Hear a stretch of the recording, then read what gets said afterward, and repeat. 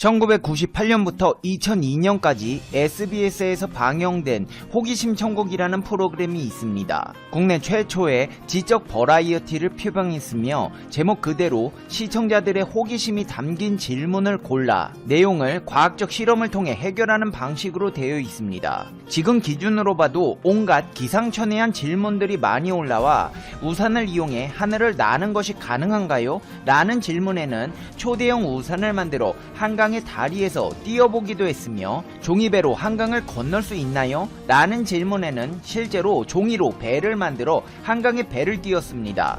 고무 빨판으로 자동차 들어올리기, 물로켓으로 사람 날리기, 사람을 풍선으로 띄우기, 하늘을 나는 자동차 등 하나하나가 상당한 스케일을 자랑하는 프로그램이었습니다. 근데 여기 호기심 천국 뺨치는 실험을 진행하는 국가가 있어 전 세계적으로 이목을 집중시키고 있습니다. 이 국가에서 진행하는 실험들은 위험천만에 우려를 자아내고 있다는데요. 자세히 알아보겠습니다. 팩트TV 팩트체크. 일본 정부가 상식의 범주를 넘어선 실험을 강행하고 있습니다. 도쿄올림픽, 패럴림픽을 염두에 두고 야구 관람석을 80% 넘게 채워 코로나가 얼마나 전파될 것인지에 대한 답을 찾으려는 것인데요. 가나가와현과 일본 상장기업 DeNA는 지난달 30일부터 사흘 동안 요코하마 DeNA 베이스타즈와 한신 타이거즈의 야구 경기가 열린 요코하마 스타디움에서 코로나19에 관한 실험을 진행했습니다. 실험의 개요는 사회적 거리두기 상황에서 시행되는 것보다 많은 관람객을 입장시키고 코로나19 감염 확산에 대한 요소를 분석하는 것인데요. 실제로 실험 첫날에는 경기장 정원에 51%가 입장했고 둘째 날에는 76%, 마지막 날에는 86%인 27,850명을 입장시켰습니다. 연구진들은 화상 인식 기술을 이용해 지붕 없는 구장에서 관중들의 흐름과 마스크를 쓰는 사람들의 비율을 분석했고 이를 위해 관중석에 10세대의 고화질 카메라를 설치했습니다. 또한 화장실 근처와 관중이 자연스럽게 모이는 상점 주변의 위치 정보를 전달하기 위해 신호를 주기적으로 전송하는 기기를 사용하여 군중 데이터를 수집했습니다. 이번 실험을 통해 야구장 내 이산화탄소 분석기와 풍속계를 사용하여 환기량을 측정했고 휴대폰 위치를 통해 인근 기차역과 유흥가에서 사람들의 흐름을 확인했습니다. 또한 슈퍼컴퓨터를 통해 바이러스가 이동하는 수단인 타의 공기방울의 속도를 분석했습니다. 요코하마 구단은 관중을 유지하기 위해 티켓 가격의 35%를 할인까지 해가며 주도 면밀하게 진행했는데요. 요코하마 구장은 도쿄올림픽에서 야구와 소프트볼 주 경기장으로 사용될 구장이기도 합니다. 오는 7일과 8일 요미우리 자이언츠와 야쿠르트 스왈로즈와의 경기에서도 비슷한 실험이 진행될 예정입니다. 더군다나 이 경기는 밀폐된 공간인 도쿄돔에서 진행된다는 점에서 더욱 우려를 자아내고 있는데요. 일본의 정신나간 행보는 여기서 그치지 않습니다.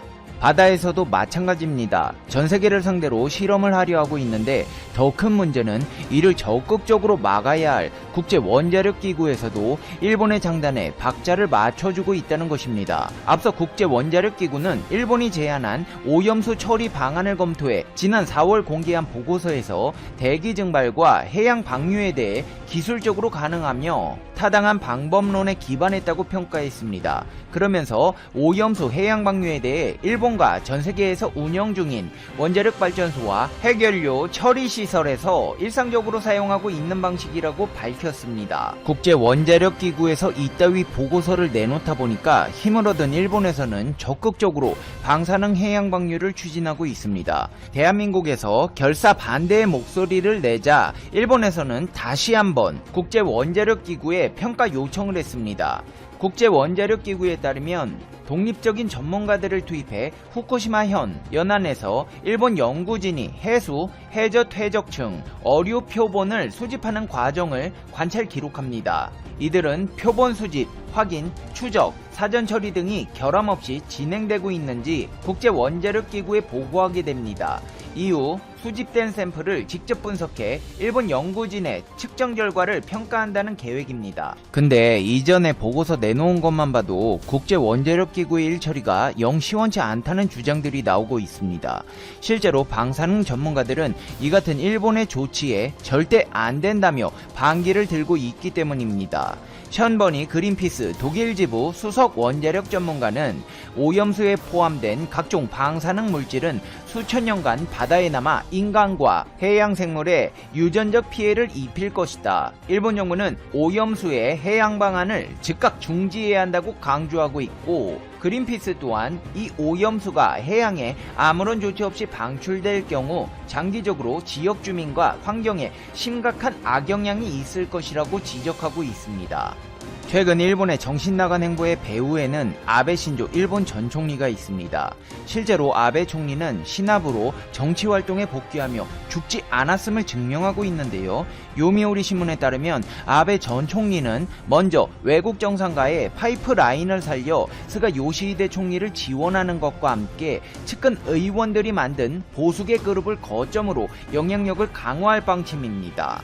아베 전 총리는 최근 정치적 기반인 야마구치현 나가토에 있는 선친 아베 신타로 전 외무상의 묘소를 참배한 뒤 평생 필생의 과업이라고 밝힌 개헌 추진 의사를 다시 강조했습니다. 그러면서 헌법 논의야말로 국회의원이 자신의 식견을 보여줄 기회임은이다.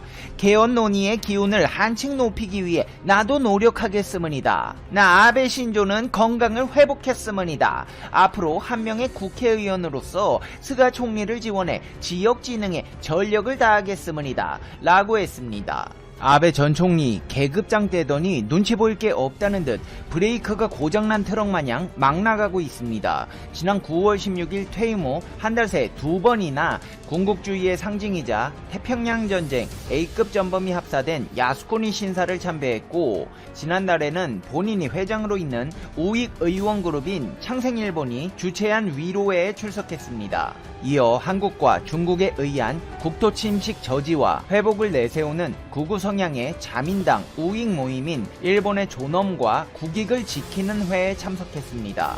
심지어 아베 전 총리는 이 단체에 특별 고문 요청을 받기까지 했는데요. 아베 전 총리는 내년쯤 호소다파에 복귀할 것으로 전망돼 자민당 최다파벌을 근거로 세력 확대에 나설 것으로 보입니다.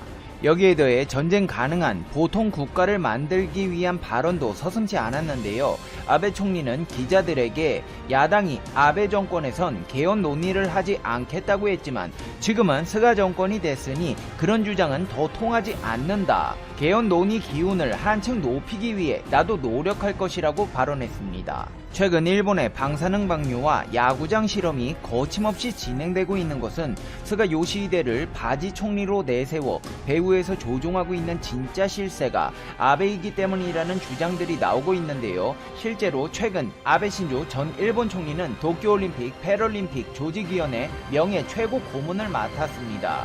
모리 요시히로 대회 조직위원장은 기자회견에서 아베 전 총리가 조직위 명예 최고 고문에 취임한다. 국제올림픽위원회에도 이 같은 내용을 보고했다고 발표했습니다.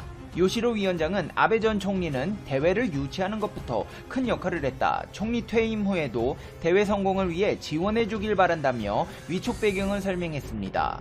방사능 바다 방류, 코로나 확산 우려에도 올림픽 강행, 전쟁 가능한 보통 국가로의 개헌, 아베에서 스가로 이름만 바뀌었지 아베 신조 전 총리의 정책들을 고스란히 추진 중인 현 정권이 아베의 꼭두각시라는 생각이 들 수밖에 없는 상황입니다. 상황이 이렇다 보니 고공행진을 하던 스가 요시히데 내각의 지지율이 하락하고 있습니다. 스가 내각은 주요 언론사들이 발표한 여론조사에서 60%에서 70%대의 높은 지지율을 기록한 바 있지만 막상 뚜껑을 열어보니 아베 신조와 다를 바 없는 정책들을 답습하다 보니까 뒤늦게 깨달은 일본인들이 실망감을 나타내고 있습니다. 이제 페페TV의 결론입니다. 살펴보는 이슈 체크입니다. 최근 필리핀 네티즌들 사이에서 캔슬 코리아라는 해시태그가 유행하면서 반한 감정을 넘어 혐한 조짐이 보이고 있습니다.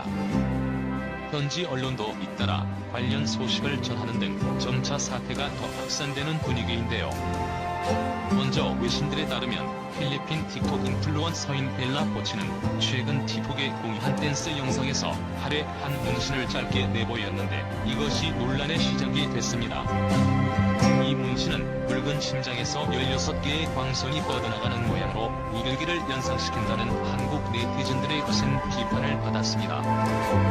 이후 지난 6일 벨라 코치는 우길기의 역사적 배경을 알지 못했다며 한국을 사랑하고 사람들에게 우길기에 대해 알려주겠다며 사과했습니다. 우길기는 일본이 제2차 세계대전 기간 중 사용했던 전범기로 제국주의를 상징하는 깃발로 알려졌는데요. 우리나라에서는 이러한 우길기 사용이 굉장히 민감한 문제로 떠올랐는데요.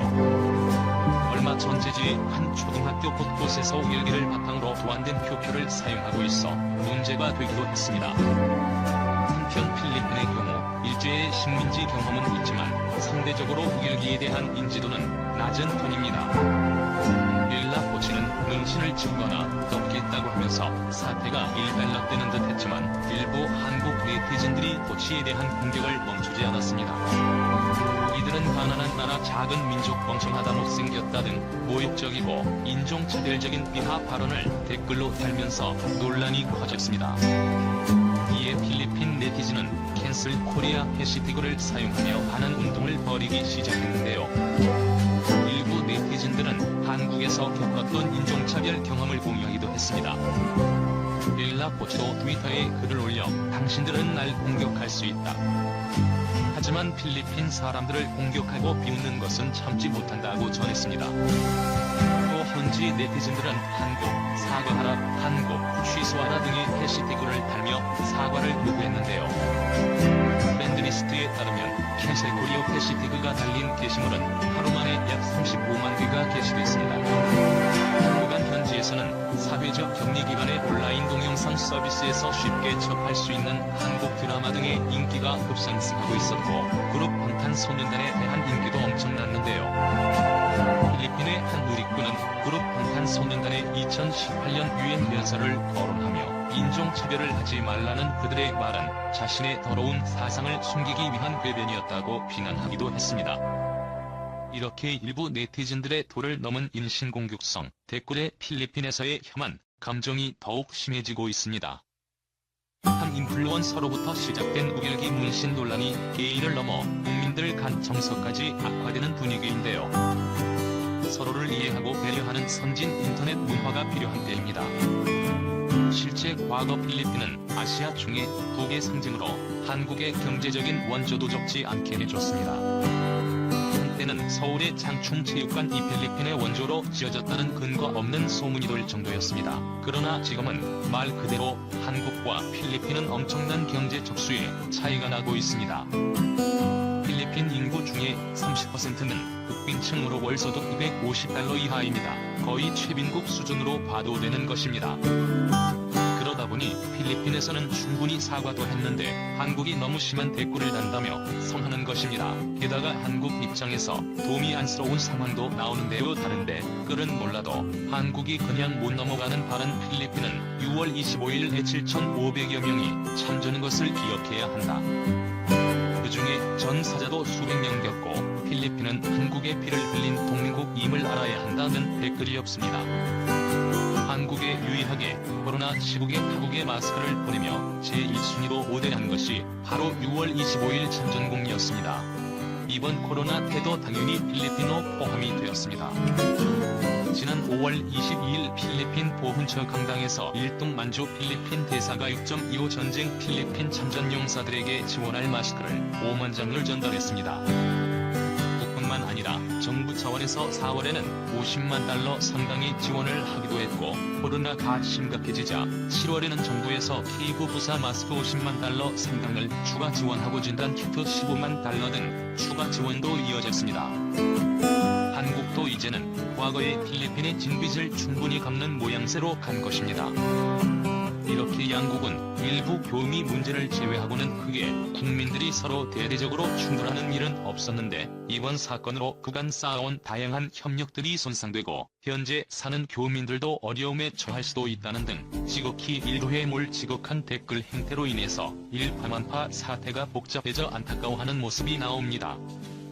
안 그래도 한국 교민들은 필리핀 치안이 좋지 않아서 신변의 위협을 종종 느끼는 경우가 있기 때문에 코로나로 안 그래도 힘든데 온라인상에서 양국의 날선 대결은 부담스럽다는 의견이 나오는 것입니다. 그런데 인력에서는 과연 필리핀인 플러스의 달리나 프리 모두 한국에서 나왔나 하는 의문을 던집니다. 이번 사건을 두고도 한국에서 많은 네티즌들이 벨라가 충분히 진심을 담아 사고를 한 것이 보이는데 댓글이 도를 넘어 한 게 아니냐는 말이 대다수를 차지하면서 자성해야 한다는 이야기가 나온 곳입니다. 한 네티즌은 분명 사회 부적응자 같은 누군가가 혼란을 일으키기 위해 심한 말을 했다고 했습니다. 그런데 여기서 한 가지 한국에서 꼭